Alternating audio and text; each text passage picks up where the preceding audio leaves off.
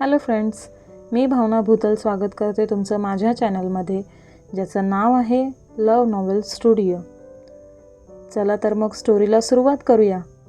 पण त्याआधी चॅनलला सबस्क्राईब केलं नसेल तर सबस्क्राईब करा आणि बेल आयकॉनवरती क्लिक करा. कथेचं नाव आहे ताल, एक राजनैतिक बंधन. लेखिका भावना भूतल, व्हिडिओ एडिटर सोनाली जाधव. भाग 20. तू कसं ओळखते त्याला? सिडने विचारलं. फर्ग्युसनला होता ना तो, आद्या म्हणाली. फर्ग्युसन? सिडने विचारलं. माझ्या कॉलेजचं नाव, आद्या म्हणाली. I know that college, but तू त्याला कशी ओळखतेस? कॉलेज सोडून जमाना झालाय त्याला, सिड म्हणाला. तेव्हा मी FYला होती ना, तेव्हा तो कॉलेजला होता आणि तो त्याच्या गँगसोबत कॉलेजच्या गेटजवळ बसून मुलामुलींवर रॅगिंग करायचा, म्हणून फेमस होता, आद्या म्हणाली. सम्राट असं पण काही करायचा? सम्राटबद्दल असं काही ऐकून सिडला आश्चर्यच वाटलं. पण वाईट नव्हता, खूप चांगला होता. माझ्यावर कधीच रॅगिंग नाही केली त्याने. मला एकदा दोनदा मदत पण केलेली, पण त्यानेच केली की कोणी दुसऱ्याने केली ह्यात मी अजूनही कन्फ्यूज आहे. कारण मी त्याला थँक्स बोलायला गेली तर माझ्यावर ओरडायला लागलेला. बट ती रिसेप्शनिस्ट बोलत होती की माझी लास्ट क्वार्टरची फीज त्यानेच भरलेली, आद्या पोळी भाजीचा घास तोंडात टाकतच म्हणाली. सिड मात्र हातात ताट पकडून विचारात गुंतून गेलेला. एवढं सगळं जेवण कोणी बनवलं? तुमच्या आईंनी का? आद्याने त्याला प्रश्न केलं. तसं सिड त्याला लागलेल्या तंद्रीतून बाहेर आला. आमच्या आईसाहेब असली कामं नाही करत. घरी नोकर मंडळी आहेत आमच्या, ती लोक बनवतात, सिड म्हणाला. तसा आद्या हातातील घास तसाच पकडून सिडकडे बघतच राहिली. असं का बघतेस? सिडने विचारलं. मला पण काम मिळेल का इथे? मी जेवण छान बनवते. मी जॉब पण करते, पण आता माझ्या सुट्ट्या झाल्या ना, मग त्यांनी नवीन टीचर शोधली असेल. तरी मी उद्या त्या सरांना विचारेल, पण जर ते नाही म्हणाले तर तुम्ही मला इथे ठेवाल काय कामाला? आद्याने विचारलं. तू वेडी आहेस का? सिड चिडतच म्हणाला. पळून जाणार इथून मग थोड्याफार पैशांची जोडणी नको का करायला? मामा मामी सोडले तर माझं कुणीच नाही या जगात. इथून पळून जाणार जर मामाकडे गेली तर युटर्न घेऊन मी इथेच परत येईल. मग तुम्हीच माझ्यावर रागवाल. मी सकाळी लवकर उठून सगळं आवरून मग कॉलेजला जाईल. जेवढी माणसं आहेत ह्या घरी त्या सगळ्यांचं जेवण मी बनवेल. मी कधी कधी असली कामं पण करते, म्हणजे गावी कोणाचं लग्न असेल तर मी जाते तिथे. मला जेवण बनवायला खूप आवडतं, आद्या ताटातील जेवण संपवतच म्हणाली. सिडला तिच्याबद्दल खूप वाईट वाटू लागलं. हे ताट कुठे धुवायचं? आत बाथरूममध्ये धुवू का? आद्याने विचारलं. ओ गॉड, म्हणत सिडने डोक्यावर हात मारून घेतला. असं डोक्यावर हात मारणं चांगलं नसतं, आद्या म्हणाली. आम्हाला शिकवू नकोस, ते ताट तिथेच ठेव, कोणीतरी येऊन घेऊन जाईल, म्हणत सिड बेडवरून उठला.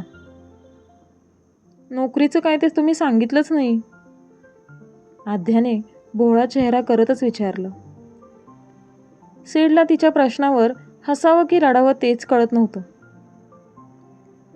सध्या तू काहीच नाही केलंस ना तर बरं होईल, आणि शांत बसलीस तर ते तुझ्यासाठी खूप चांगलं असेल. काय एक एक सॅम्पल पीस माझ्या आयुष्यात आलेत, गॉड नोज, सिड पुटपुटला. तसा तिचा चेहरा पडला. किती वाजता पेपर आहे उद्या? सिडने तिला नजरेतच राग दाखवत विचारलं. 11, आद्या म्हणाली. सकाळी उठून तयार राहा, सिड म्हणाला आणि तो खोलीबाहेर पडला. टेबलावरची औषधं तिने घेतली.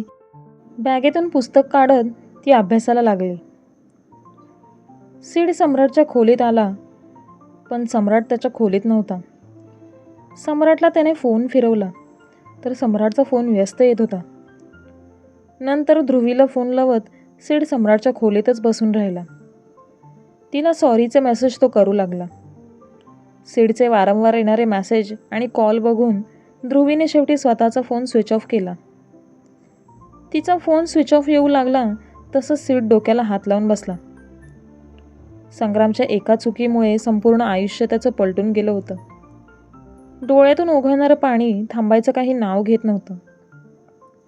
जसजशी ध्रुवीची आठवण येत होती तसं तिला फोन लावण्याचं काम त्याचं चालू होतं. सम्राट स्वतःच्या खोलीत आला. कुठे गेलेलास तू? सिडने विचारलं. भाई ना, तुझ्यापेक्षा जास्त माझ्याच डोक्यात गेलाय. आबा आणि अण्णा माझ्यावर राग काढतायत यार. कुठून शोधून आणू मी त्याला? डोकंच खराब झालंय माझं. त्यात त्याला कॉल केल्यावर तर जास्तच डोकं खराब झालंय माझं. उद्या येतो बोललाय ना तो घरी. मी तर जीवच घेऊन टाकणार आहे त्याचा. सम्राट हाताच्या मुठी आवळत म्हणाला. सिड निर्विकारपणे त्याच्याकडे बघत होता. त्याच्या बोलण्यावर त्याने काहीच प्रतिक्रिया दिली नाही. असं का बघतोयस? सम्राटने विचारलं. नाव काय आहे तिचं? सिडने विचारलं. कोणाचं? सम्राटने विचारलं. तिचंच, जिच्याशी आमचं लग्न झालंय. सिड ओरडला. आध्या, सम्राट म्हणाला. ओळखतो ना तू तिला? सिडने त्याला विचारलं. पागल आहे का तू? मी कसा ओळखत असणार तिला? सम्राट म्हणाला.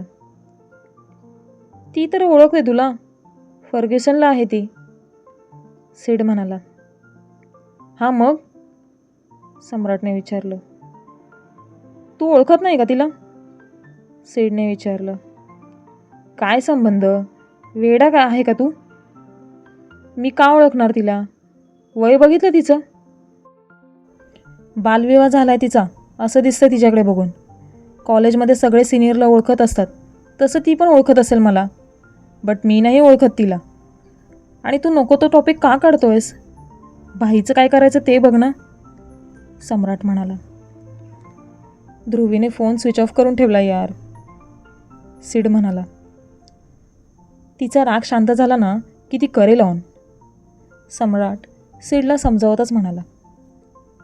आपण मामाकडे जाऊयात का? ती अशी नाराज असली की मला काहीच सुचत नाही. सिड डोकं धरतच म्हणाला. मामाकडे जाण्यापेक्षा मी सांगतो तिथे जाऊयात, कारण डोकं शांत करायची खरंच गरज आहे यार, म्हणत सम्राट त्याला स्वतःसोबत कुठेतरी घेऊन जाऊ लागला. कोणाचंही आपल्याकडे लक्ष नाही हे बघून दोघेही घराबाहेर पडले. ठरलेल्या बारमध्ये दोघे शिरले. डोक्यावर असलेला ताण दोघेही दारू पिऊन दूर करत होते. सिड आज सम्राटला काही ऐकत नव्हता. एकामागून एक ग्लास तो रिकामी करत होता. शेवटी डोकं जड झालं तसा तो थांबला. टेबलवर डोकं ठेवून तो तसाच बसून राहिला. तुझी ध्रुवी तुला भेटेल रे सिड, मी आहे ना, सम्राट जड जिभेनेच म्हणाला. नाही भेटली तर आम्ही स्वतःला संपवून टाकणार. भाईने आमचं आयुष्य खराब करून टाकलंय. असं भाऊ देवाने कोणालाच द्यायला नको. You are my real brother यार, जो नेहमी आमची काळजी करतो आणि आमच्या सोबत असतो. थँक्स यार, सम्राटला मिठी मारतच सिड म्हणाला. सम्राट त्याची पाठ थोपटत त्याला शांत करू लागला. भाई तुझ्यासोबत तर चुकीचा वागला, बट माझ्यासोबत तर खूप जास्तच चुकीचं वागलाय. उद्या मी त्याला सोडणार नाहीच, तू बघच, सम्राट म्हणाला. सिडचे डोळे पेंगू लागले होते.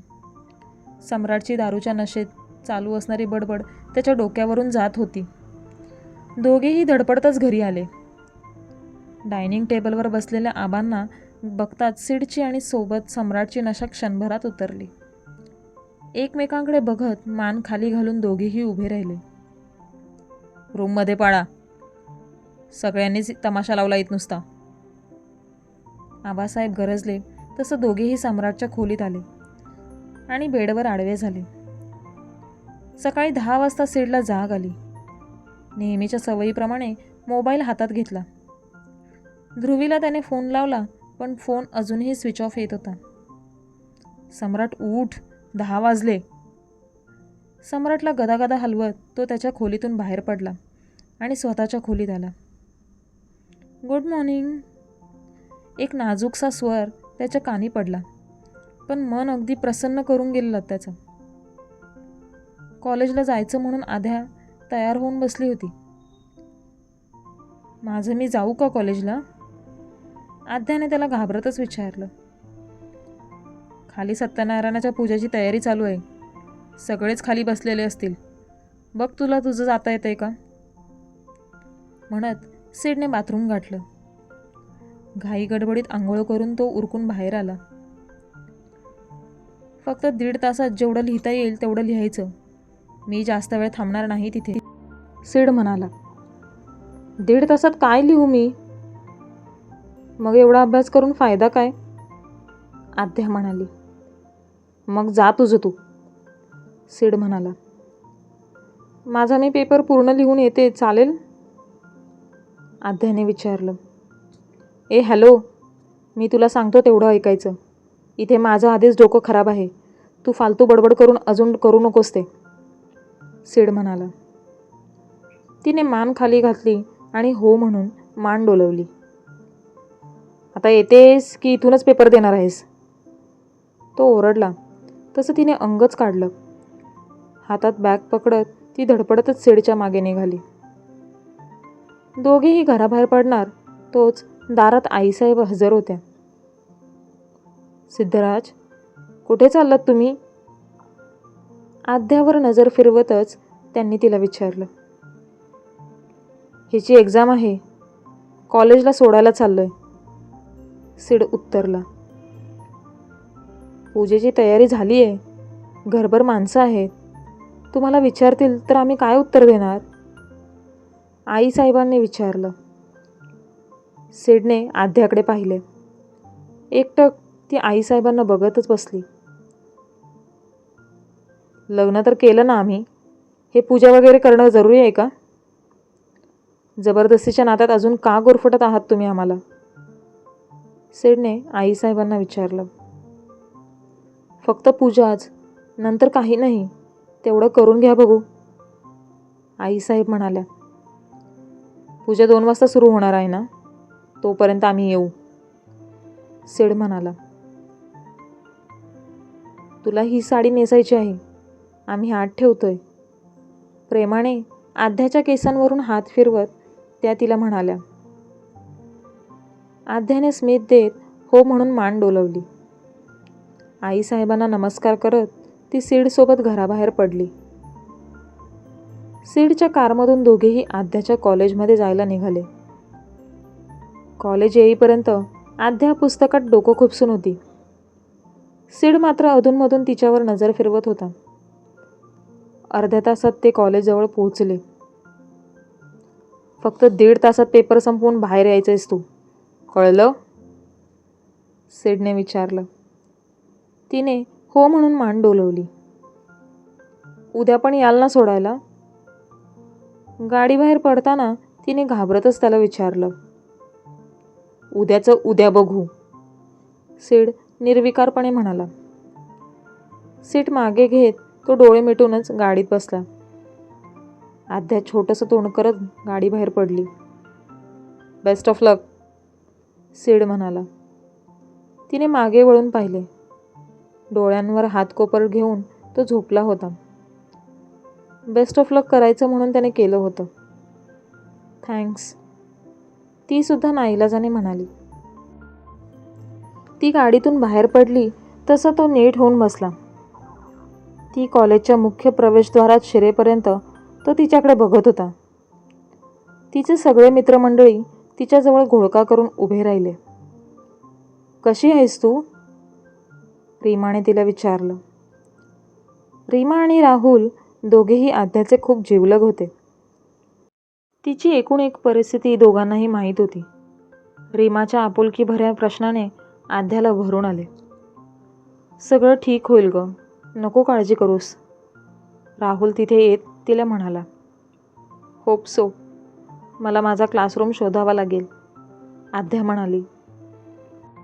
तुझा आणि माझा सेम क्लास आहे, चल, म्हणत राहुल तिला सोबत घेऊन गेला.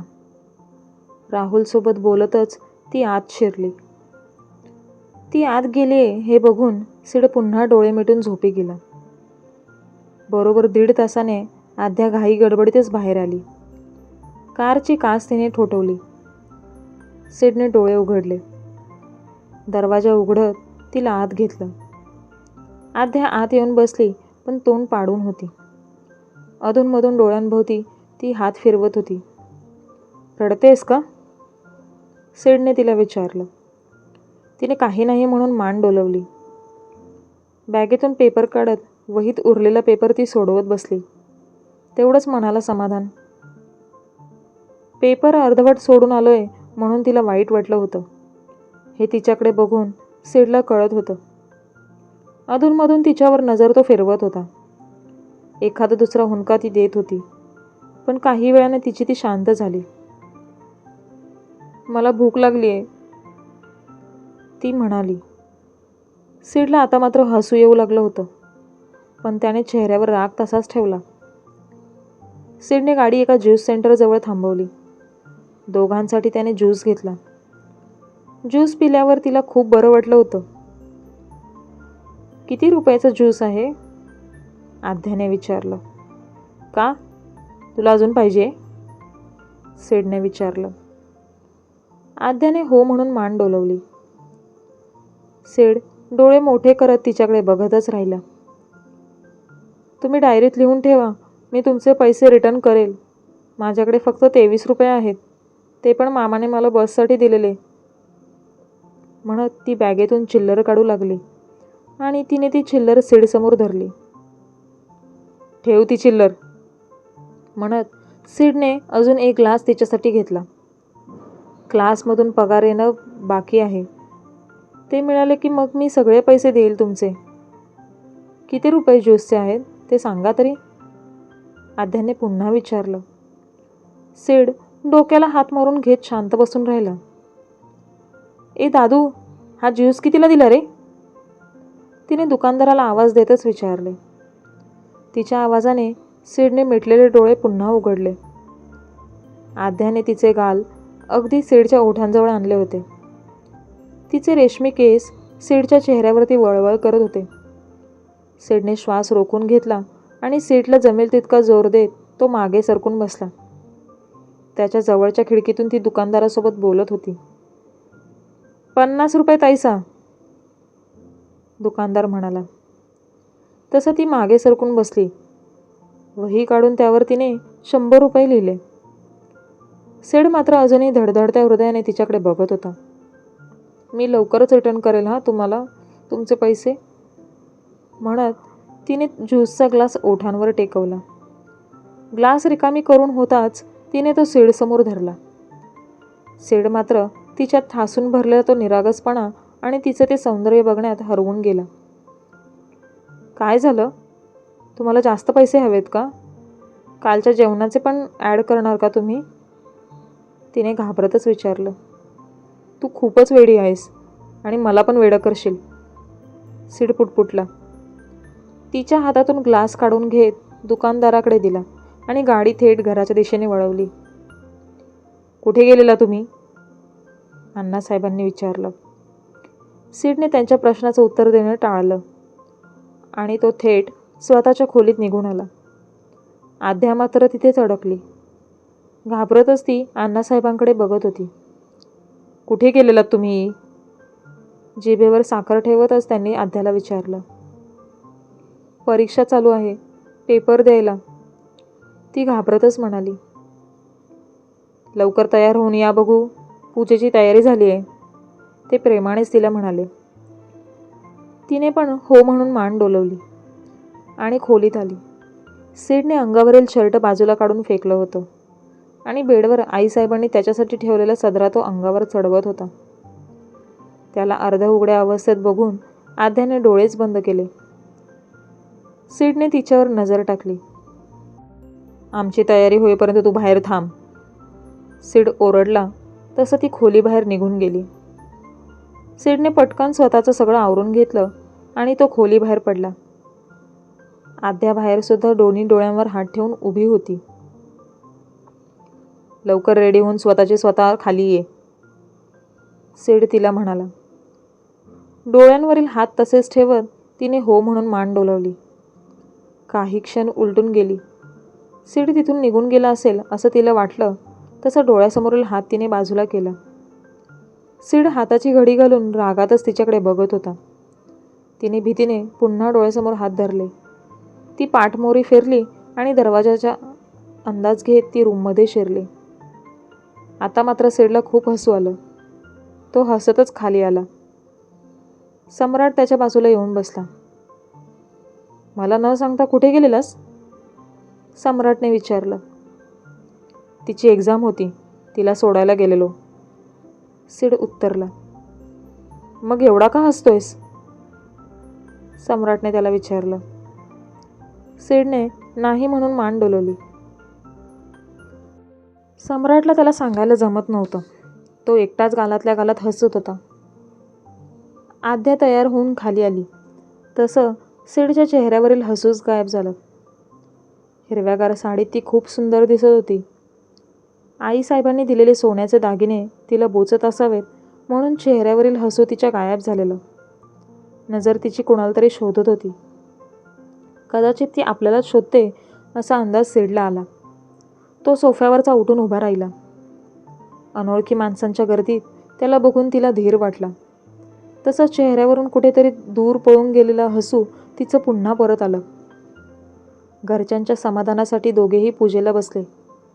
सत्यनारायणाची पूजा पार पडली तसं दोघेही एकत्र जेवायला बसले.